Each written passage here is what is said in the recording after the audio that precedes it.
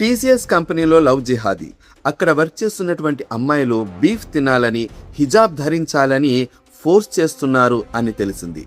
నాసిక్లో జరిగినటువంటి ఈ ఉదంతం ఇప్పుడు దేశవ్యాప్తంగా చర్చనీయాంశంగా మారింది. సోఫియా ఖాన్ అనే ఒక హెచ్ఆర్ హిందూ అమ్మాయిలని టార్గెట్ చేసి వారిని సెలెక్ట్ చేసి జాబ్స్ ఇచ్చేది. ఆ అమ్మాయిలను ముస్లిం టీమ్ లీడర్స్ కు అప్పగించేది. ఆ అమ్మాయిలను ఆ టీమ్ లీడర్స్ మంచిగా మాట్లాడుతూ ప్రేమ పేరిట లోబర్చుకునేవారు. ఆ తర్వాత ఆ అమ్మాయిలతో ఉన్నటువంటి ప్రైవేట్ సమయాన్ని వీడియో రికార్డ్ చేసి ఆ రికార్డ్ చూపిస్తూ బ్లాక్మెయిల్ చేసేవారు.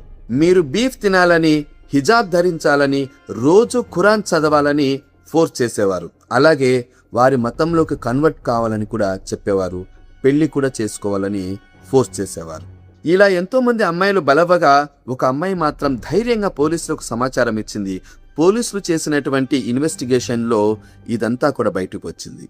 ఈ విధంగా చేస్తున్నటువంటి సోఫియా ఖాన్ను, ఆమెకు సంబంధించినటువంటి టీమ్ లీడర్స్ అందరినీ కూడా పోలీసులు అరెస్ట్ చేశారు. ఏ వ్యక్తి అయినా దగ్గరవుతున్నప్పుడు అతని ఉద్దేశాన్ని ఖచ్చితంగా గమనించాలని అమ్మాయిలకు అందరూ కూడా సూచిస్తున్నారు.